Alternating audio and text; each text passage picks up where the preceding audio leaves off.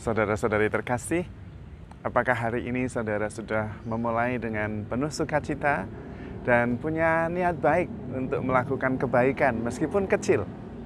Semoga Tuhan memberkati niat baik saudara.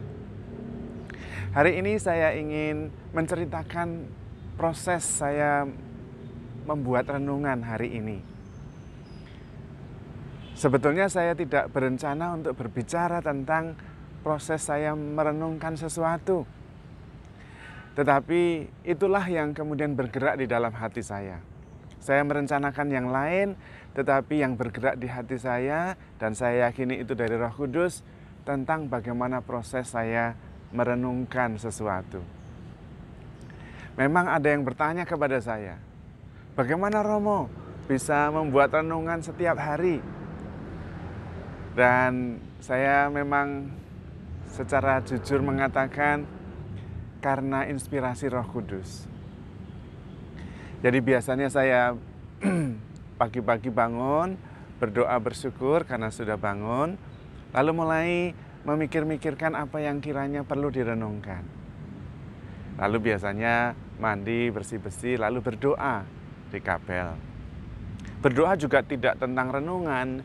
Biasanya saya bersyukur atas hidup yang baru, kemudian mencoba menyerap energi ilahi, damai, cinta, sukacita, dan memuji Tuhan, bersyukur, memulai hari dengan penuh sukacita, karena dicintai Tuhan. Baru kemudian dalam doa itu ada ibadat pagi, ada doa Santo Eugenius de Mazenod, dan biasanya muncul sesuatu. Nah, yang muncul itulah yang kemudian saya yakini sebagai inspirasi Roh Kudus, dan biasanya lu banyak sekali itu ide-ide itu bisa datang dan saling mendukung. Dan tadi pagi seperti itu. Saya merenungkan hal yang lain niatnya, tetapi yang datang adalah renungkan saja bagaimana proses engkau membuat renungan itu. Memang ada yang juga bertanya, apakah tidak terbebani membuat renungan setiap hari? Dan saya mengatakan sungguh-sungguh tidak, karena itu inspirasi Roh Kudus. Dulu awal-awal saya menjadi imam, saya itu terbebani ketika membuat renungan. Entah khotbah, entah renungan, entah pengajaran. Sampai suatu ketika saya menemukan sebuah cerita tentang seorang biku Theravada yang sangat terkenal membabarkan dhamma kepada banyak orang. Dan suatu ketika diundanglah biku yang terkenal itu untuk membabarkan dharma. Dan begitu banyak orang, ribuan orang datang. Tapi kebetulan dia sakit pas harinya, pas saatnya. Maka dia kemudian biku kepala memanggil seorang biku muda untuk membabarkan dharma. Dan tentu biku muda ini gemetaran bagaimana dia bisa berbicara di depan orang banyak dan tanpa persiapan. Tapi dia kemudian mengatakan karena memang guru senior meminta, maka saya menjalankan. Tapi mohon kalau bisa setengah jam saja ya. Dan biku senior ini mengatakan oke, setengah jam. Maka dengan susah payah, dengan kerja keras dia berusaha. Dan ternyata memikat banyak orang, setengah jam itu. Luar biasa. Ketika hampir selesai, dia menengok kepada biku senior, dan biku seniornya terus setengah jam lagi. Wow. Maka dia dengan setengah mati jatuh bangun mencari ide dan mengatakan lagi setengah jam. Masih lumayan, masih ada yang dengar. Meskipun juga sudah mulai gelisah, karena kemudian temanya lari sana lari sini. Dan setengah jam kemudian selesai, dia senang. Dia menengok kepada biku seniornya, dan biku seniornya mengatakan setengah jam lagi. Dan dia mulai bingung mau ngomong apa setengah jam ini. Tapi karena itu disuruh, maka di depan orang banyak itu dia mengatakan apa saja yang ada di hatinya, apa saja yang ada di dalam pikirannya. Dan tentu orang-orang sudah gelisah karena temanya tidak jelas, semuanya lari sana lari sini. Dan ketika itu sudah selesai, itu penderitaan selesai, tetapi biku seniornya tetap mengatakan setengah jam lagi. Dan dia sungguh-sungguh putus asa. Tetapi dia taat dan tetap mengatakan apa saja yang bisa dia katakan. Setelah selesai dia sungguh-sungguh kesal dan marah kepada biku senior. Mengapa Anda, biku senior, merendahkan saya, menghina saya di depan orang banyak?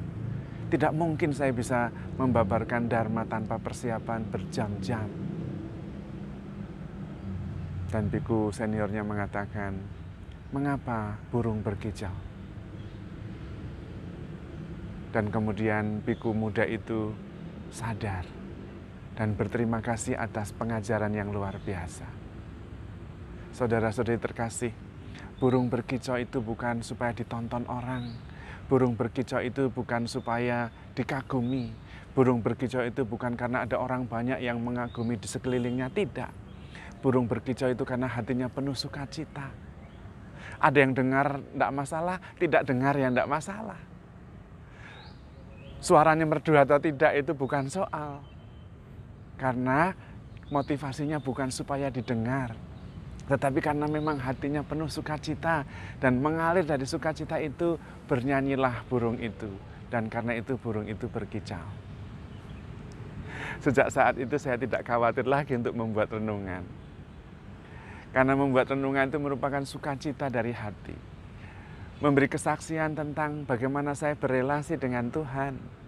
Baik atau buruk, tidak masalah. Karena itu masalah kegembiraan. Saya bisa menceritakan pengalaman saya tentang Tuhan. Dan saya memang membuat renungan itu karena Tuhan memintanya. Karena iman timbul dari pendengaran. Tetapi bagaimana orang bisa mendengar kalau tidak ada orang yang mewartakan? Disitulah peranan saya. Karena seorang imam mempunyai tugas imamat. Mengajar, menguduskan, memimpin. Dan karena itu baik atau buruk saya tidak terbebani. Yang penting saya mengajar dan menjalankan tugas saya sebagai seorang imam sebaik-baiknya. Mudah-mudahan Tuhan berkenan. Dan saya yakin Tuhan berkenan karena itu inspirasi dari Roh Kudus. Maka saya tidak terbebani. Itulah proses yang saya alami. Karena itu ada saja inspirasinya. Karena datang dari Roh Kudus. Dan saya tinggal membuka diri dan bekerja keras juga. Tetapi berdasarkan inspirasi yang terus datang dari Tuhan. Kalau inspirasi itu tidak datang lagi, ya sudah, stop. Tidak terbebani. Tapi saya percaya, saya tetap mempunyai tugas mengajar. Dan karena itu saya akan berusaha, berdoa dan memohon inspirasi Roh Kudus supaya saya tetap bisa mengajar, menjalankan tugas imamat saya. Kalau tidak ada yang mewartakan, bagaimana orang bisa mendengar? Dan kalau tidak bisa mendengar, bagaimana bisa percaya? Saudara-saudari terkasih, ini juga sebetulnya merupakan jawaban bagi Anda melalui sahabat saya yang kemarin WA kepada saya, Japri. Ketika saya bercerita tentang mencintai orang yang menyakiti hati itu sulit, Romo. Karena kemarin saya cerita, suami istri yang baru menikah, bulan madu itu wah senang sekali. Saling mencintai itu mudah sekali, bahagia sekali. Tapi belum sungguh-sungguh cinta sejati. Lagi senang-senangnya.